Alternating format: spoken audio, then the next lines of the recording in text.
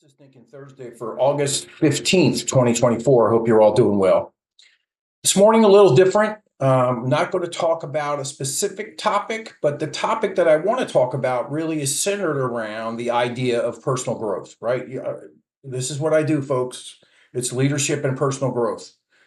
And so today, I'm coming to you from Orlando, where I've been for a week, kind of replenishing, rejuvenating, learning, and growing from John Maxwell and the Maxwell Leadership Company Enterprise. So let me give you a couple of snippets of things that I've learned this week that I'm going to put into practice, that I'm going to help, transfer to my clients, and hopefully there's some benefit here for you. But let me start because I want to give homage to the idea, to the concept, to the enterprise of Maxwell Leadership. Maxwell Leadership, been around for, more than 10 years, used to be called the John Maxwell Team, and now called the Maxwell Leadership Certified Team. It's a group of 50-some thousand coaches, speakers, trainers around the world.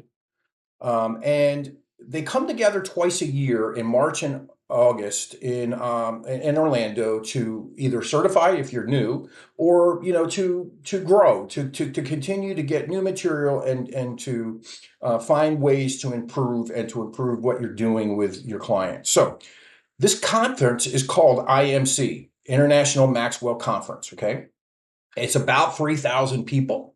And it talks an awful lot. First of all, the group is split up into really two big groups. One, new certificants who are there to learn the basics and get certified as a coach, trainer, speaker. The other half are really alumni.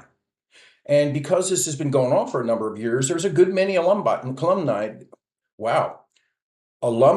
that come back. And, one thing I would start with is that any of us that go to a conference, many times we goof off. I've been guilty of it. I don't need to know that, or I already know it. I want to pose a thought to you that even if you know something, you can go back and maybe learn some nuances from the way different people present that same topic that you're aware of. So I want you to just think about that, because, some of this stuff I've heard before. I've read the books. I bought the t-shirt. I got all that. But there's still growth in relearning, forgetting what you've learned because maybe it's not really compliant, or maybe it just doesn't resonate with people, and finding a new angle, a new way to kind of present something. So I'm not going to go through the values, but John Maxwell talked an awful lot about values in general, and then went through a discussion about Maxwell leadership values. So let me ask you the first question. Do you have values? Have you thought about the values that you have? Do you have them written down? Are they so much a part of your life that you could describe them anytime?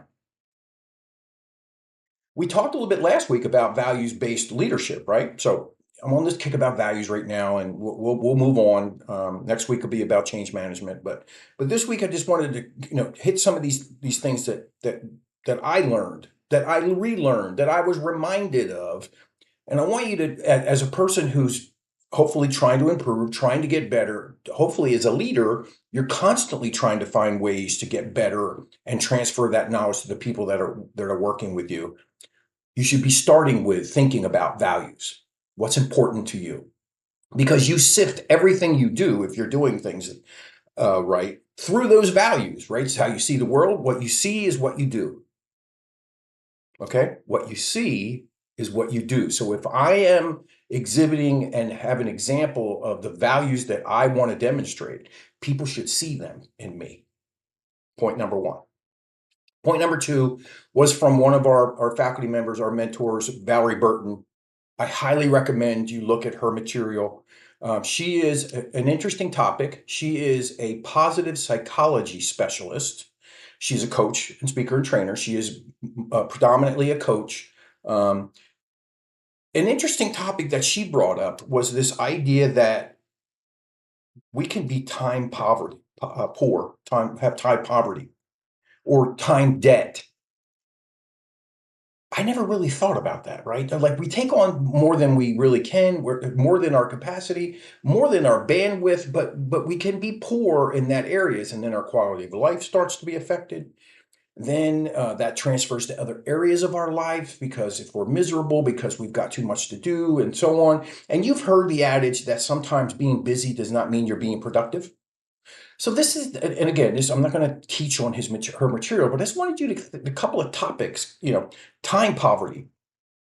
What is it? Time debt means you're always trying to catch up, right? You're always um, have more things to do than you have time to do, right? And so that starts a burnout cycle. And then the last one is really this idea of false um, uh, urgencies, false urgencies.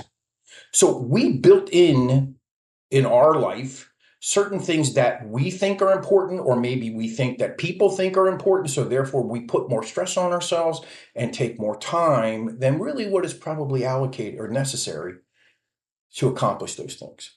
So look, there's just two things. Let me leave you with one more thought.